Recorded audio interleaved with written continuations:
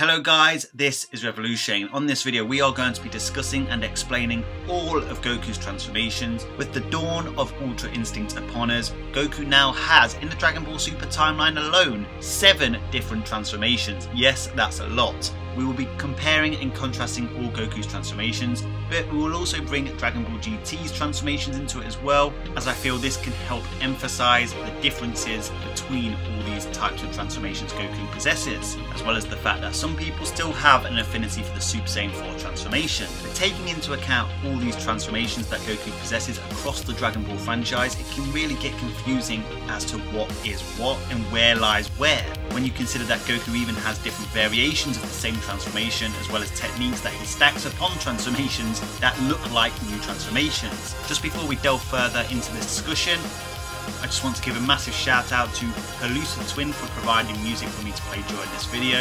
Halusa Twin makes incredible Dragon Ball inspired music. I highly suggest you go and visit his channel, especially if you're a music lover. I believe you will love his channel, and make sure you subscribe. Anyway guys, in terms of subscribers, I've recently just surpassed 10,000 subscribers. I'm truly humbled to reach this landmark number. I honestly don't know what to say, but I cannot thank you guys enough. You truly have the gratitude from the bottom of my heart. We are all part of this Dragon Ball revolution. Let's build this revolution's power level. Let's get to 20,000 subscribers by the end of 2018, if not beyond. Keep smashing that like button, keep lending me your energy, lend the Daishaken your power. With your help, there is no stopping this revolution. So as I was saying, Goku now possesses a multitude of different transformations. They all vary from one another, but some are related to one another. And not only that, Goku has even attained some hybrid transformations since the inception of Dragon Ball. So in terms of organising the transformations into the correct category, I've made this chart. Now a few of you may have seen this chart before. It has been slightly updated with the introduction of completed Ultra Instinct, but I feel this chart represents where each transformation lies in relative to another transformation. And we are going to discuss this chart thoroughly. As you can see at the top of that chart, there is Goku in his base. Obviously that's just base Goku. We've seen many iterations of base Goku. We've seen Kid Goku, we've seen Teen Goku, we've seen Young Adult Goku, we've seen Adult Goku, you get what I'm saying. But it is called a base form because this is his natural state. This is the state he transforms from. Now let's get this straight. Just because it's his base form doesn't mean he cannot fight at the superhuman speeds and powers that we see him fight at in the show. For example, even Saiyan Beyond God appears to be Goku in his base form. But in Saiyan Beyond God, he has the powers of the Super Saiyan God Goku you saw in Battle of Gods. But it's important to note that this Saiyan Beyond God form isn't technically a transformation, it's basically just Goku in his base powered up. Goku can suppress his power to literally human levels and live his everyday life without breaking everything just as we do, and then he can power up even without transforming and still be quite a formidable warrior. We saw this base Goku in the Resurrection of F saga fight on par with a Resurrection of F final form Frieza.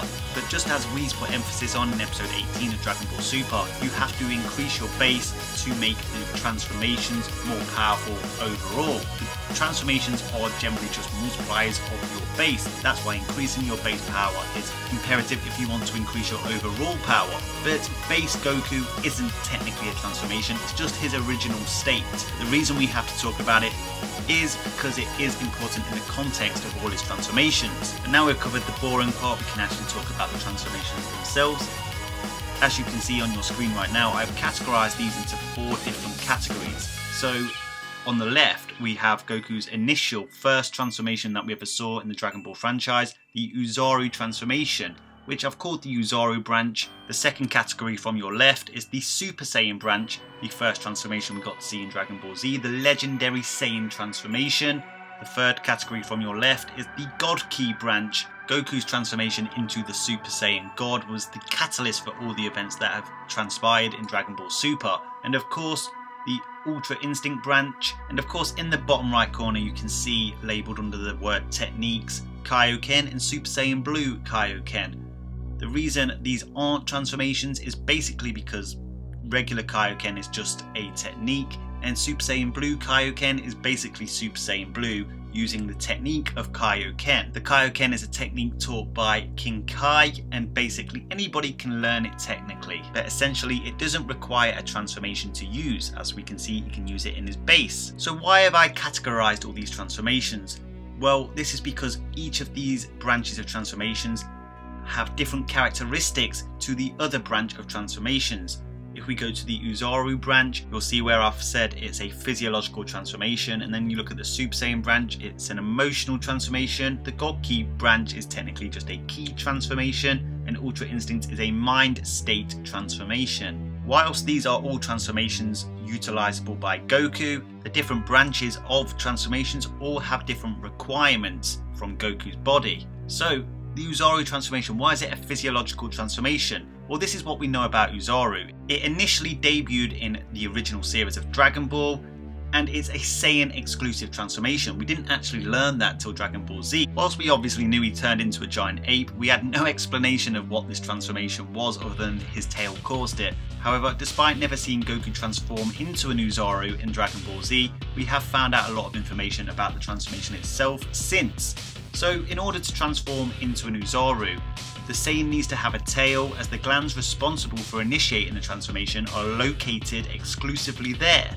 So that's why it's a physiological transformation, because it requires a physiological component of Goku's body to transform.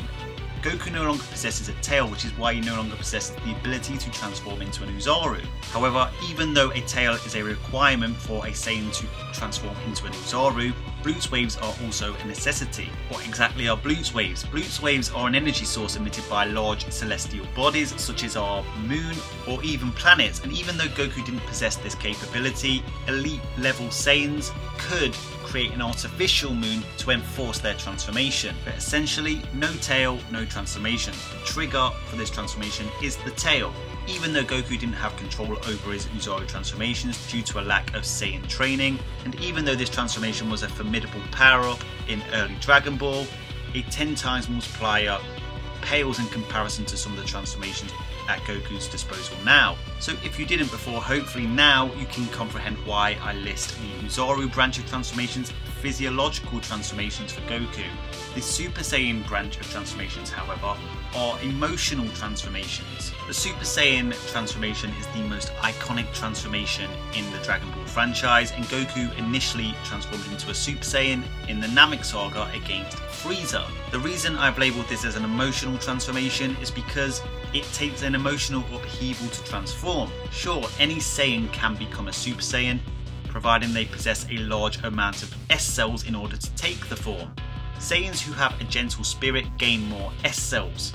As Goku grew up on Earth, he was provided with the kind and gentle environment to grow up in to provide him with enough S cells. So when this emotional upheaval happened, at the behest of seeing his best friend killed by the evil Emperor Frieza, Goku transformed through rage. The trigger for the Super Saiyan branch of transformations is an emotional upheaval. The Super Saiyan transformation grants you a 50 times increase on your base power, confirmed by Akira Toriyama in interviews, as well as the Super Exciting Guide. It is a very powerful transformation. The trigger for the Super Saiyan branch of transformations is an emotional upheaval. Of course, you may point out to the fact that the Universe 6 Saiyans managed to transform into Super Saiyan by concentrating their ki into the small of the back, but that is a known area in the chakra where anger is said to reside. Obviously, the iconic Super Saiyan transformation isn't seen as a very powerful transformation anymore, because there's been powered up variants to the Super Saiyan transformation itself, including Super Saiyan 2 and Super Saiyan 3. Unlike Gohan, who found Super Saiyan 2 through complete and utter rage,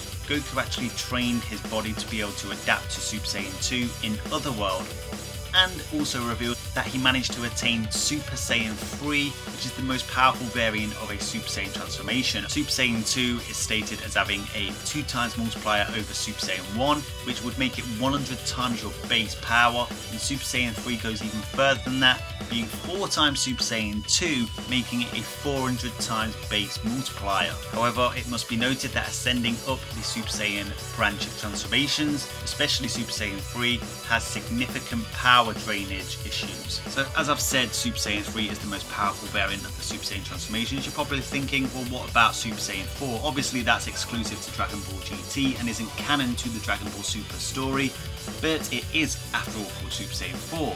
However, this brings to us the first hybrid transformation in Dragon Ball. Now, the Super Saiyan 4 transformation requires turning into an oozaru and having the capability of turning Super Saiyan, which, as you can see on your chart right now, gives you the golden oozaru. Then it was at least articulated to us that by gaining control of this golden oozaru, you somehow revert down into the humanoid Super Saiyan 4 transformation. Now, I do have a problem with that because I don't believe it follows in the natural line of Super Saiyan transformations like Super Saiyan 1, Super Saiyan 2 and Super Saiyan 3.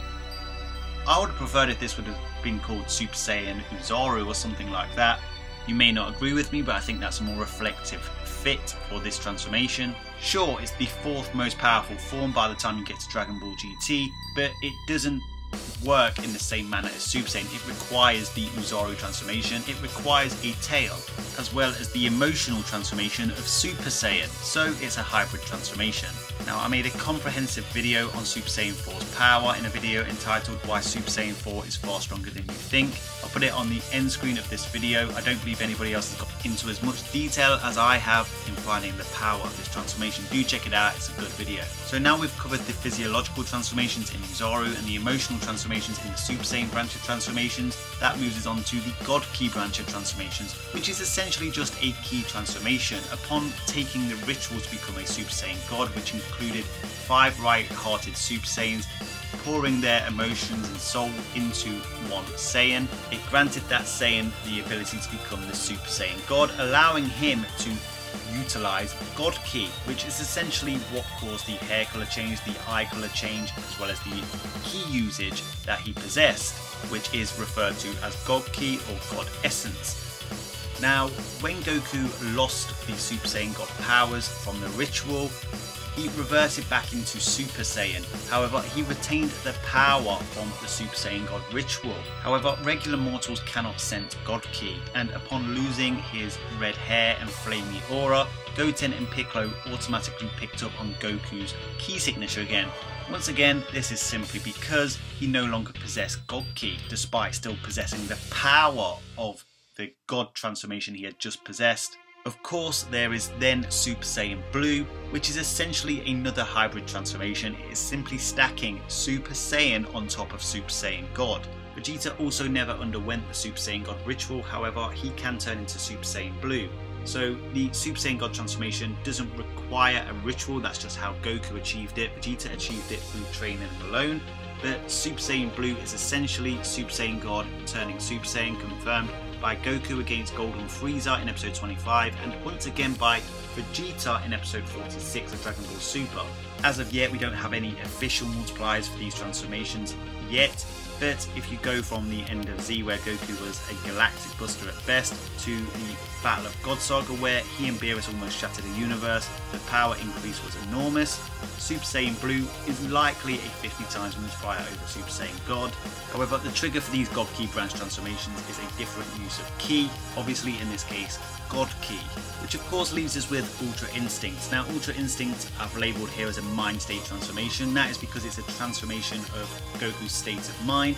Goku, upon transforming into Ultra Instinct, gains access to mastery of self-movement. Obviously, the black-haired Ultra Instinct was Ultra Instinct Omen. This was a sign of things to come, and the silver-haired Ultra Instinct is the completed version of Ultra Instinct, where he has the defensive aspects and the attacking aspects of Ultra Instinct down. Instinct is not a Saiyan exclusive transformation like the others. However, the aesthetic changes we see on Goku may be Saiyan exclusive changes for a Saiyan acquiring Ultra Instinct. The reason this is a transformation for Goku is because he transforms from one state of mind to another, and that transformation between mind states grants Goku access to mastery of self-movement. Now, I've seen a lot of people refer to mastery of self-movement as an ability or technique. However, he only gains access to these abilities or techniques when he transforms. It requires a transformation first to gain access to those abilities. Kaio-Ken is also a technique which grants you a multiplier of your base from anywhere between 2 and 20, at least that's what we know of.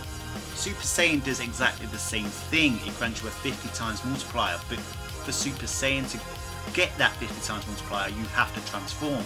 You don't have to transform for Kaio-Ken, but with Ultra Instinct to get Mastery of Self Movement, you have to transform. It's a transformation.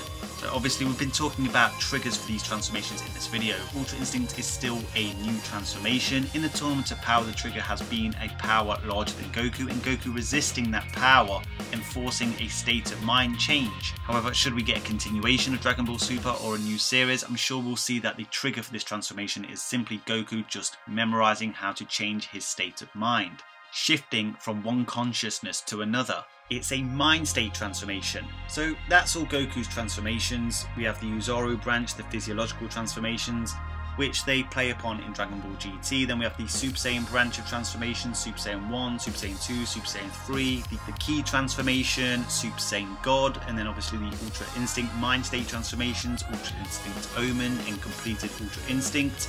Then of course there's the hybrid transformations, Golden Oozaru, Super Saiyan 4, and Super Saiyan Blue.